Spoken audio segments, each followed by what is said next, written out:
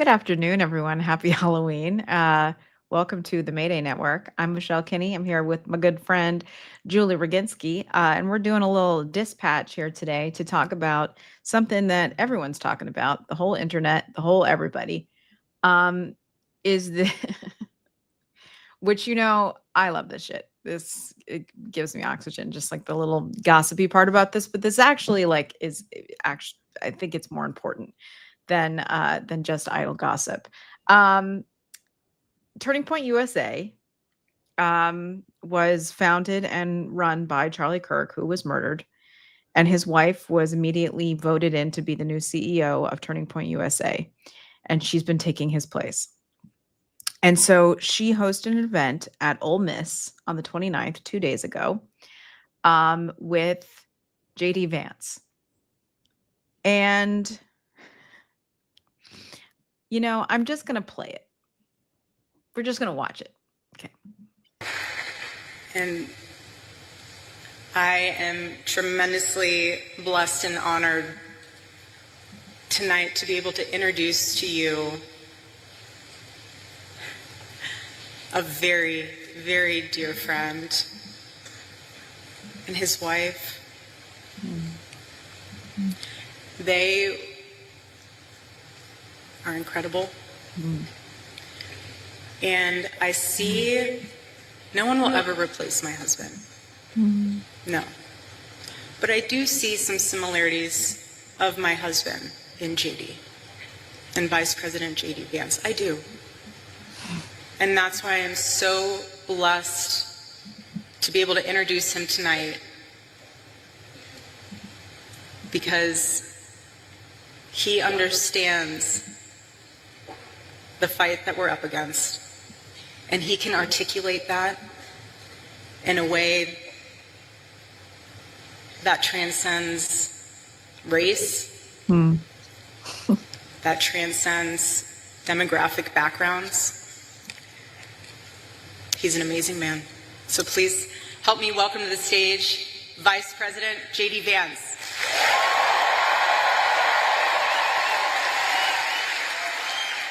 I am honored to introduce a friend of mine, somebody that I have just been so thrilled to see ascend American politics. His story is uniquely American. Growing up in poverty, difficult circumstances, serving his country honorably and heroically in the United States Marine Corps, being an America First champion in Congress, and somebody who I know will bring this vision to make America great again. Join me in welcoming JD Vance, everybody.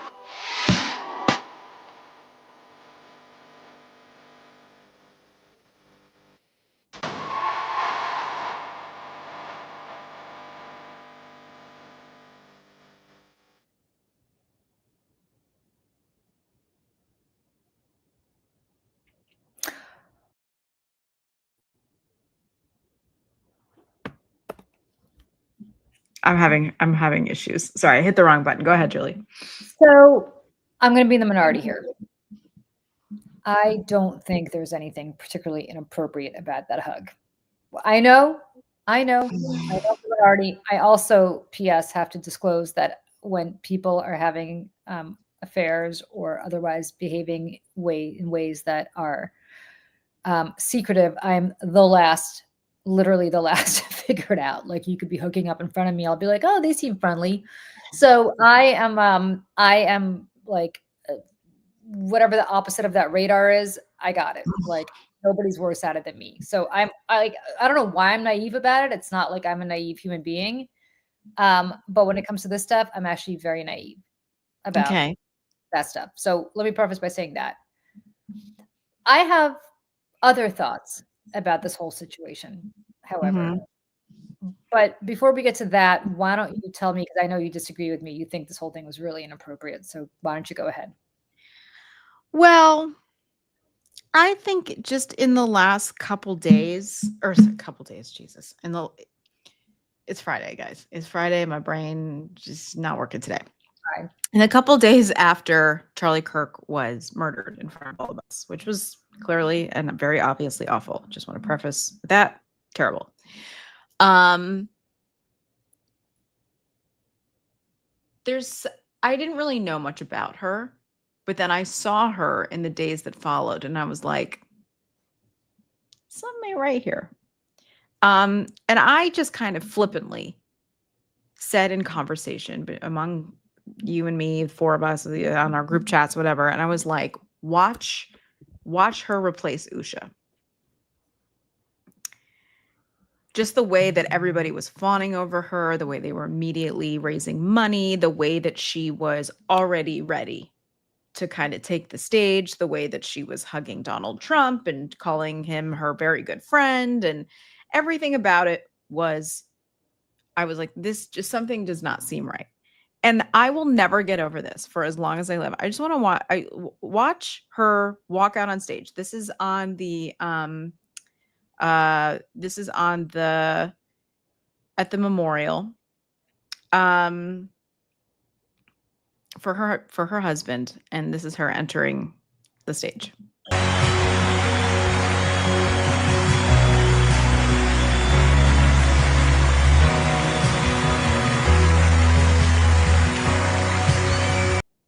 Today is not my day, guys.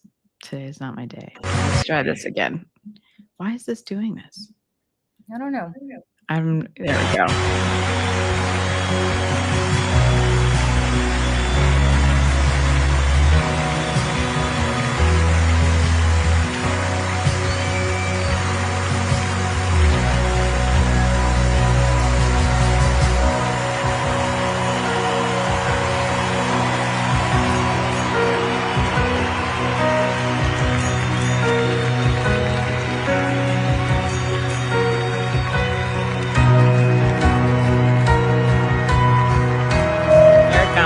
Here it comes.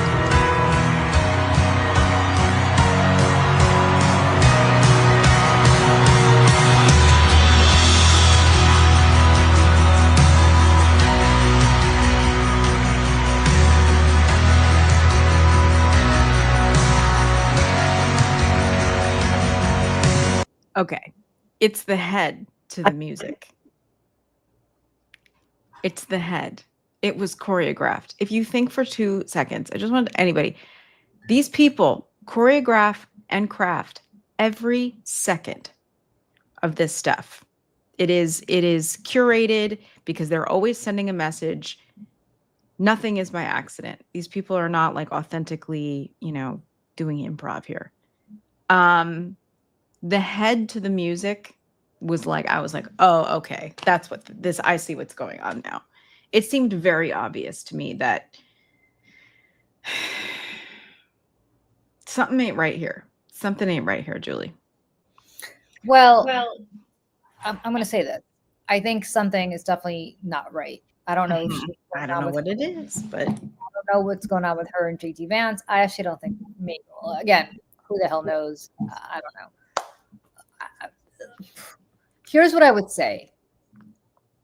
They obviously looked at videos of, or maybe they just inherently are the heirs to these revival tent meetings. Yeah, it's very mega church meets right. And WWF.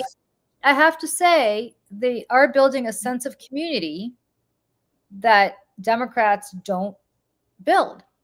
Like if there are any kind of these meetings at,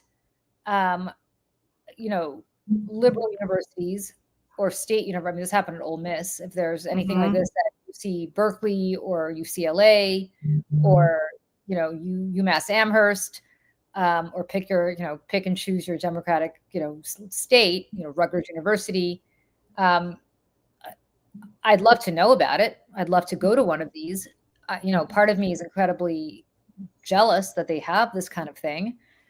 And I think this is where Democrats, I saw that and I cared less about whatever might be happening between her and JD Vance than I did about the fact that JD Vance, who is the vice president of the United States, has time to go to Ole Miss down in Oxford, Mississippi, and debate and put on his best Charlie Kirk impersonator hat and debate students at this university and engage in them. And I was thinking, okay, he's obviously not interested in governing because the vice president has better things to do than do that. He never has been. But he's never has been. But what he's doing is he is engaging, and politically it's brilliant. And this whole situation is performative. Mm-hmm. And clearly she has some sort of affinity for JD Vance. Let's just posit that it's not romantic.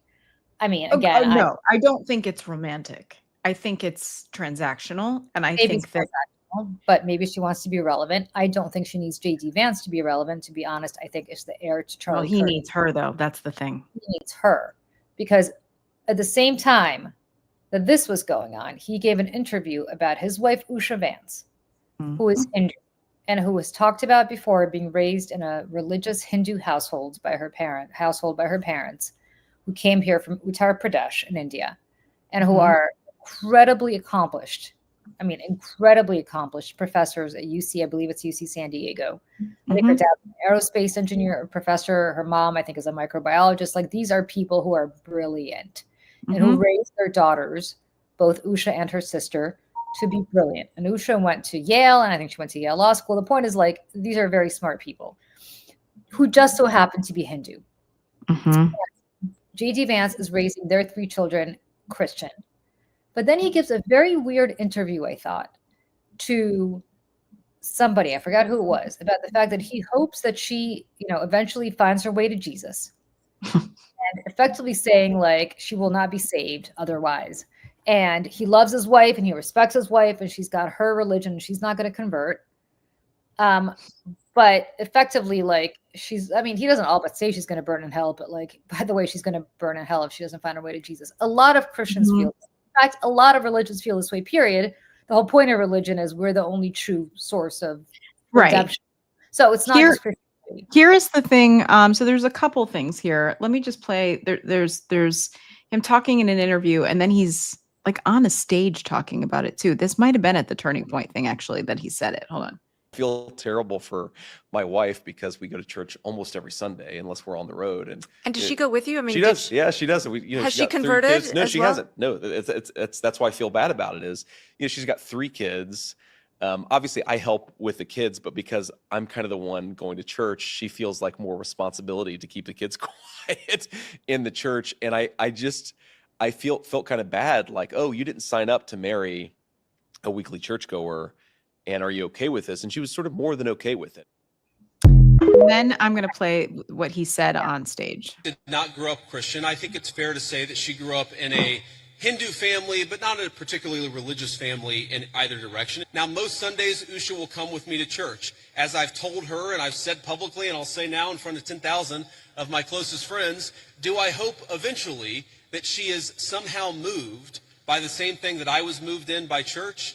Yeah, I honestly do wish that, because I believe in the Christian gospel, and I hope eventually my wife comes to see it the same way.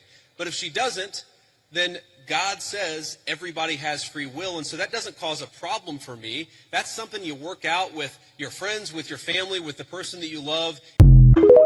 Yeah. Okay, so effectively, God says you have free will. Translation, you're going to burn in hell because you freely chose not to be Christian like me. Can I just say this, Michelle, because I actually am in a mixed marriage. I am Jewish. My husband is Catholic, and I am not particularly religious. My husband goes to church when he can make it on Sundays, every Sunday. And I do go to church with him, and I go to church, and I do not take my son, who's being raised Jewish, but I do go to church on occasion, more than on occasion, with my husband. And I don't do it because he expects me to. I don't do it because he wants me to. I don't do it because he believes that I am going to convert and find my way to Jesus. I think he knows me better than that. And I also think that he would not want me to, because if I haven't been moved by it before I met him, why would I be moved by it now, right? Like, I don't believe in people converting for the sake of their husbands or wives, and he doesn't either. The reason I go to church with my husband is because, quite honestly, it is meaningful to him, and I want to be with him. Not that it's meaningful to him that I come. Church is meaningful to him, and therefore, if it's meaningful to him, I want to be a part of something that is meaningful to him. And just sitting in the pew next to him makes me happy, because being there makes him happy. Now, having said that, if my husband ever stood up on stage in front of me at a 10,000 person Turning Point USA revival and effectively said that I'm going to burn in hell because I have free will to find my way to the gospel, but I have chosen not to, let me tell you that would be the last conversation we would have. I would be so furious and humiliated to be made to look like some sort of lesser than apostate because unlike everybody else at that meeting, I have not found my way to Jesus. I am not as smart as all of them.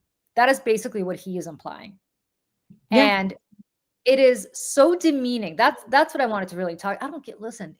Well, speaking of demeaning, this is how he speaks about her in public. I think it's really, and I have to say, you know, I'm thrilled, of course, to have everybody here. Thrilled to have Paul hosting us, but I'm especially thrilled to have my lovely wife here behind me. And I think she's doing. Oh, darn it. I sent the wrong one. I'll play it. Let me find it here because he speaks so horrible to her. He embarrasses her. I want to say she is an accomplished, as much as I don't like her and I don't feel bad for her at all. She is an accomplished attorney. She clerked for Brett Kavanaugh. I think she went to Yale Law School as well, right? Isn't that where they met? Yeah, Yale Law School. Right. And the way that he speaks about her is like, you know, like she's a simpleton who is a trad wife. Like he's trying to make her into this trad wife thing so badly because it's very clear that he met her as a young person, not knowing what was ahead of him in life. I think it probably had just met Peter Thiel, didn't have all of those business ventures with Peter Thiel ahead of him, didn't know what was going to happen, didn't know that Peter Thiel was eventually going to walk him into the office of the president of the United States, Donald Trump, who he hated. And he was going to become senator. Yeah. I mean, like he called him America's Hitler. I mean, like, come on. And I think, you know, JD Vance, the kid from, you know, Appalachia, who was confused about himself and the world, probably found comfort in Usha. And then opportunity knocked on his door, and he realized, as Gollum, the talented Mr. Ripley, Manchurian candidate, however you want to frame it. Exactly I mean, it's all of the above. I think he realized that Usha does not fit the mold for the people who have the ability to give him more power and more money. That is all he wants in life. He doesn't want to work for it. And the other thing about JD Vance that is not talked about nearly enough is, yes, he came from, you know, very, very like poor family from Appalachia. Okay. Went on to Yale Law School. Good for him. But from there, met Peter Thiel and was placed into situations. The first one, Peter Thiel said to his friend, hey, give this kid a job. Gives this kid a job. They eventually let him go because he doesn't do any work. He doesn't do anything. He's lazy. So Peter Thiel gives him more money and says, hey, start your own venture. Does it. It crashes and burns because he doesn't do anything. So then he's like, okay, well, what are we going to do now? Walks him into the office of Donald Trump and gives him $15 million to run a Senate campaign in Ohio. That is the largest single donation to a campaign PAC ever. He's running against, was it Tim Ryan? It was a very, very, very close margin. And it took $15 million to even make that happen because he's so horribly. And Trump endorsed him. Remember, JD Vance was losing, and then Trump came in and saved the day with that endorsement. Because there was what was his name? JP Mandel or something like that. And he was getting judgment, right? Because Donald Trump was on stage at a campaign event and was calling him JP Mandel or JD Mandel because he didn't even know what his name was. I mean, the whole thing is just crazy. So here's the clip in its entirety. It's really simple. And I have to say, you know, I'm thrilled, of course, to have everybody here. Thrilled to have Paul hosting us, but I'm especially thrilled to have my lovely wife here behind me. And I think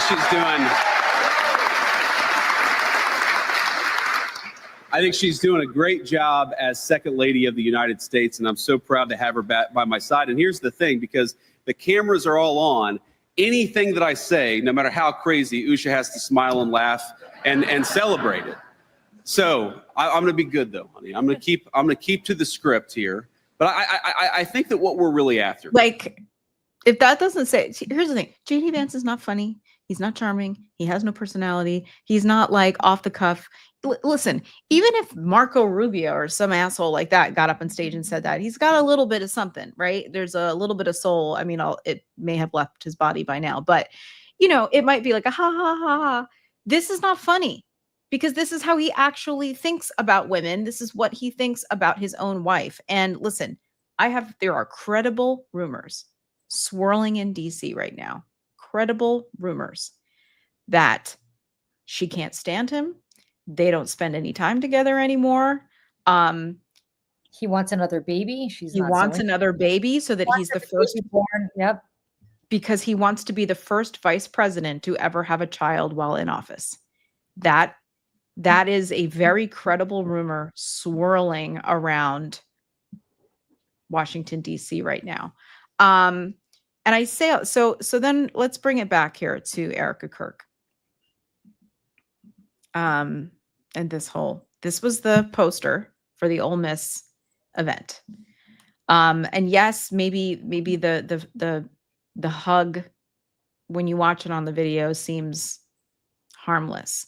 But when you look at this, I just don't think it is. Again, signaling. She's signaling. These people know exactly what it is that they're doing. The hand in the hair, that's the part that I was like, what? If I'm hugging some man, especially a married man, okay, and I spent all the time in theater. And by the way, because Usha was there. Yeah, that's what she goes. This really good friend of mine and his wife, even the way that she talks about Usha is kind of just like, and his wife. And it was, and I say all this because I grew up in theater. I worked in theater for many, many years. Everybody's touching each other all the time, right? It's very touchy. But as a muggle out in the world, I'm very careful about how I interact with people. And if I'm hugging another man, I'm not putting my hand through his hair. Yeah, the hair thing, I gotta be honest with you. I guess if you're looking at it, it's weird. The hair thing is weird. I'm actually a hugger, and I have me too. And you do the little pat. Yeah, you gotta do the pat. I don't even do the pat, but I like give somebody a hug. But but I gotta be honest with you. I just don't. I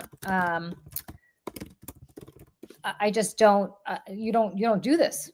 I don't understand. And listen, again, nothing says I miss my dead husband like pyrotechnics and pleather pants. But it's just, I think everything about her is phony.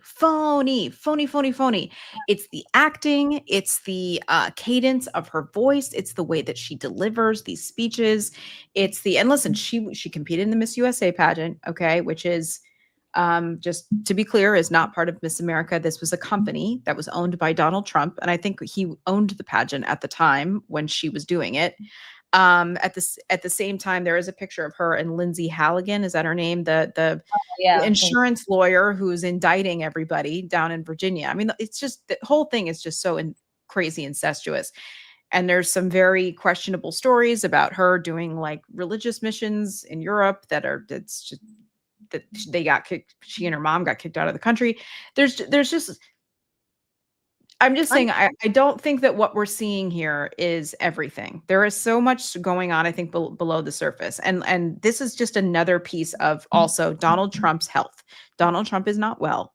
Donald Trump is physically and mentally unwell.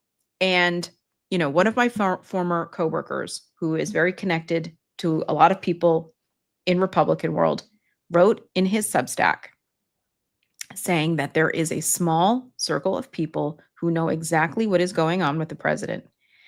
And JD Vance is at the helm of it. And they are making moves behind closed doors because there's going to be a very small window of opportunity to fill the vacuum after Donald Trump is gone. And the way that they talk about it is he's not even going to make it the 4 years. And there's another reason why it's JD Vance, and they're trying to make him into something. Well, and I think that Erika Kirk is this missing piece for him. I'm going to give her some grace. I'm going to give you the most graceful thing I can say about her. Just to be devil's advocate. Mm-hmm. She looks like she's on a lot of meds. And So I thought that, but she said she's not. So anyways. She's not on a lot of meds. Because I would be. Let me tell you something. If somebody shot my husband and killed Oh my my husband, God, I'd be like children, zombie. like I'd be a zombie. There's not enough Xanax in the world. But she purposely in an interview after all this happened said they wanted to medicate me, blah, blah, blah, but I'm not doing it. I want to allow myself to feel everything.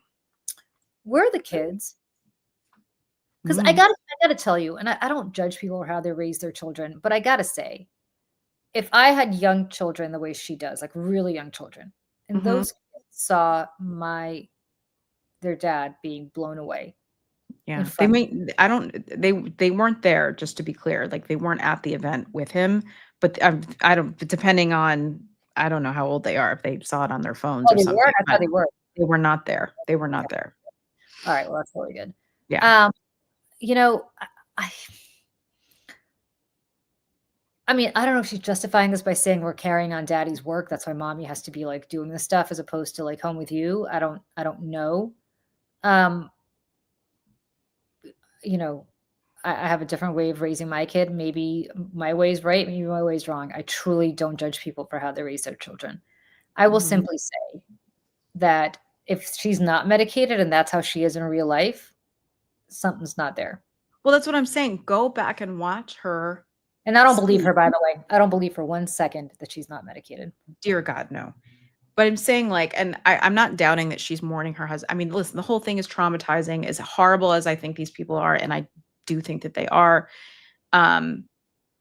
Yes, she is absolutely grieving her husband. It's a terrible thing that happened to her, like just objectively. But if you go back and watch her speak, go back, because she used to do panels with Charlie. And they would do this like, ha ha ha, back and forth thing about being a good wife and all this. This is how she is. It's how she speaks. I'm more disgusted, to be honest. I mean, whatever. She's performative. I'm going to give her grace because I would be really fucked up. Sorry, Dad, if that happened to me. So I wouldn't want people to judge me. I mean, I don't think you'd ever see me again if that happened to me. Like, I don't think I'd wake up the next day and go to some rally where people are. This is the other thing about it. But, you know what? But people deal with grief differently. So I'm not going to, like, I legitimately don't judge her for that. Everybody deals with grief differently. And I'm just saying what I would be doing. I would not be standing there with pyrotechnics going off in front of me and going like this and then going like this and God knows, like whatever. Like I would not be doing that. To the music. To the music. Like that would not be me. But you know what? People grieve differently. The one that I cannot stand, the one who humiliates his wife in front of her, it's like he like passive aggressively tweaks in front of her, is JD Vance. And I gotta say, I don't know what Usha signed up for. I suspect that she met this guy. They were both students at Yale. I don't think she saw this coming. I don't think she saw this coming. He basically admits she didn't see this coming because she didn't sign up for like some guy who goes to church every Sunday. But do I just converted to Catholicism in 2019? But yeah, I believe that JD Vance found Jesus. I do not. I believe that JD Vance found a pathway to the evangelicals and whatever Catholicism. Peter Thiel is a Catholic, and I think this is part of this whole. He's not even. I mean, Peter Thiel again had ties to Opus Dei, but not like in a. Well, there's listen. There's I know. There's a reason why JD Vance chose the Catholic Church and not the evangelical church, right? I don't know what that is. He's very obsessed with the Antichrist right now, which is a whole nother thing for another show. Yeah, but it's fascinating that he chose to do this at a time when you had a liberal pope and then now who's been succeeded by another liberal pope. It's not like he was called to the church because they're like right wingers, right? Right. You had a Jesuit pope when he converted. So some here is not adding up.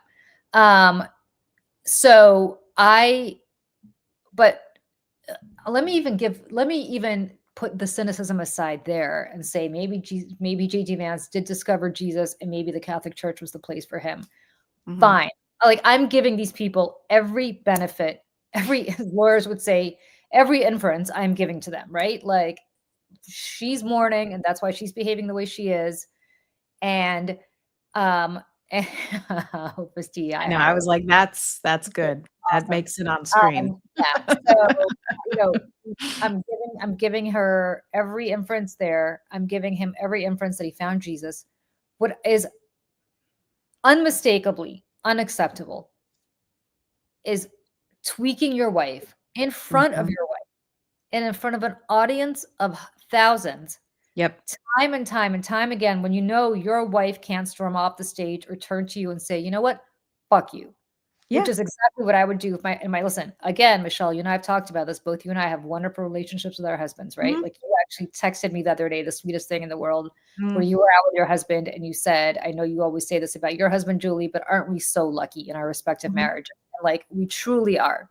Like Mhm. Michelle and I do not bitch about our husbands. Like we, I mean, we are I both, do a little bit, but no, yeah. but overall, I Like mean, yeah. overall, like we are both in really happy marriages. So Mhm. I don't think that I have turned to my husband ever and have been like, you know what, fuck you. But I will tell you this. The reason I've never done that is because he does not have it in him Mm. to stand up at my husband's a trial lawyer. He speaks publicly for a living. Your husband's a lawyer also, Michelle. Like my husband Mhm. doesn't have it in him to stand up in front of a group of people, no matter how big or how small, and say, you know what, Julie comes with me to church all the time on Sundays, and I hope that one day that she's going to come to Jesus. But you know what? We all have free will. So if that bitch wants to go to hell, that's up to her. Like, not my problem. I'll be up in heaven looking down on her as she's burning in the depths of hell. Like, that's basically what he's saying. And she Yeah. can't turn to him and say, you know what, JD, go fuck Yeah. yourself. Because he goes, and she has to stand there and just smile. Don't worry, sweetheart. I'm gonna be good. And Usha's standing there being like, and Yeah. again, this is not a trad wife. This is not a woman who was raised to be trad wife. No. Raised to be a trad wife, her family would have had an arranged marriage for her back in Uttar Pradesh, and she'd be Yeah. shipped out there. But that's not what her family Well, did. and Her yes. mother is not a trad wife. I'm sorry to go off on Mm-mm. a tangent here. Her mother's not No, a no, trad no. wife. She is a brilliant, I think, microbiologist. Usha was not raised to be a trad wife. She was a brilliant lawyer by all accounts. She clerked for the wrong guy, but it doesn't matter. The point is Yeah. that she was brilliant enough to have gotten to clerk for a Supreme Court justice. Right. And she was working at a major law firm, had a very Mhm. successful career, and had 3 kids in the process, and still continued to have Mhm. a successful career. And this asshole is Mhm. sitting there humiliating her. And the reason I don't feel sorry for her is because, you know what, Usha, and again, not to butt into anybody else's marriage, I understand that you might not want to leave your husband because there are 3 little kids in the mix, and you don't necessarily, it's very, very, very hard to get divorced when there are 3 little kids. But you know what? Is there a daughter among these kids? Because this is not the lesson you should be teaching your daughter, to sit there No. and take that kind of verbal bullshit abuse from your husband. And And it's I'll tell you, abuse. and it's And this abuse. is what he said about her on Megyn Kelly, just about her race. And then qualified her loveliness by the fact that she's a mother. Wife so much. I love her because she's who she is. Obviously, she's not a white person, and we've been attacked by some white supremacists over that. But I love Usha. She's such a good mom. Look, Yeah. She's obviously not a white person, but she's such a good Saying mom. that to Megyn, by the way, who of course has made a cottage industry out of race. So, Uh-huh. like, of course, Megyn, you understand people like you might not like her because she's not white. Like, what in the actual fuck? And I'm sorry, I know I'm cursing a lot, but what in the, like, It's okay. this is why I don't give a shit about Erika Kirk. I mean, God bless. I hope she gets through this horrible period in her life. Yeah. But why the JD Vance thing is so obviously she's not a white person. Yeah, obviously JD, and obviously you're not an Indian person. And I'm sure somewhere in Uttar Pradesh, her family's Oh, sitting, I trust. Yeah, sitting around absolutely. being like, holy shit, she married that. Right. And like more What's importantly doing than with that, this white boy? her deeply educated parents are sitting around being like, she married that jerk off. Like, come on. Right. Who's a fool. Who's And a I think fool, and they know it, and they he's know it. very, he is a fool. He's very good at again, the talented Mr. Ripley thing, right? What did he do in the Marine Corps? He did PR. This is what he's good at. He can talk his way in circles around things. That's why he, poor Tim Walz in that VP debate. I mean, it was awful. He has a way of saying things that almost sounds normal, but then you're like, wait a second, that is not normal. You are a monster. And so, and Julie, I know we got to head out here. So, I do just want to play a video, and it's something that I put together with Seneca Project, just to, full transparency. I'm a co-founder of the Seneca Project. I'm the chief creative officer there. So it has nothing to do with Mayday and what we're doing here. But I'd like to show this because it's a compilation of JD Vance being completely and utterly misogynistic, sexist asshole. And the thing is that Erika Kirk, for whatever's going on there, fits the mold of everything he needs to be the president of the United States in his mind and in the minds of others. And um and she submits to those ideals as well. She's happy to. But of course, the irony is that she's Phyllis Schlafly all over the place, being the boss that she's telling other women that they shouldn't be. So we'll keep our eye on this story. I feel like there's going to be more. I don't think this is going away. Got me so riled up, Michelle, about this JD Vance bullshit and the way he's treating her. Usha, if by some miracle of God, you are at She was a Hillary supporter. She was a Hillary supporter. If it's 3 o'clock in the morning and you're waking up and you're like, oh my God, let me go surf the internet and see what people are saying. You somehow stumble upon this and you're wondering what the hell became of your life. Girl, own who you are. You're not Melania. You're not Melania. You have real skills. Go use them. Go join a law firm. Go do pro bono stuff. Yeah. Stop with this go bullshit. Back to Sidley or wherever it is that you were working, and in Austin or wherever you want to go work, and you tell JD Vance, you tell your husband that if he ever humiliates you like that one more time, you're not going to stand there up on stage and smile and wave. You're going to walk off, and he will have to explain, much like Donald Trump has to explain why his wife hates him. You will have to explain. He will have to explain why what he said was one time too many. That's it. That's great. That's great. Because I'm going to tell you right now, this hug and all this, because there's already been all this divorce talk that's been kind of all over the internet. And then this hug thing happens. Okay. And there's two things happening. Usha is humiliated. She is humiliated. But JD Vance is having a great time. Not just because he's like, listen, do I think he has the hots for any woman? I don't know. Questionable. But this makes him look like the manosphere alpha. Look at this hot blonde woman touching my hair.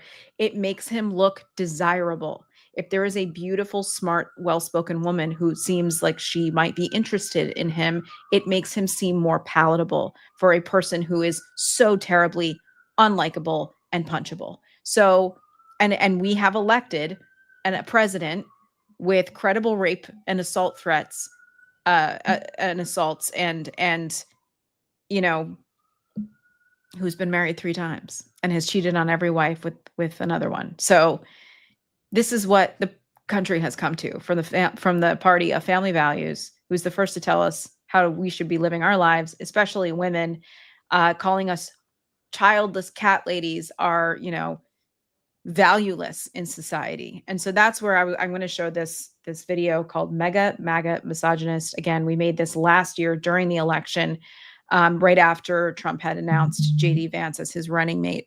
So I'm going to play us out with that. And with that said, Julie, any parting words?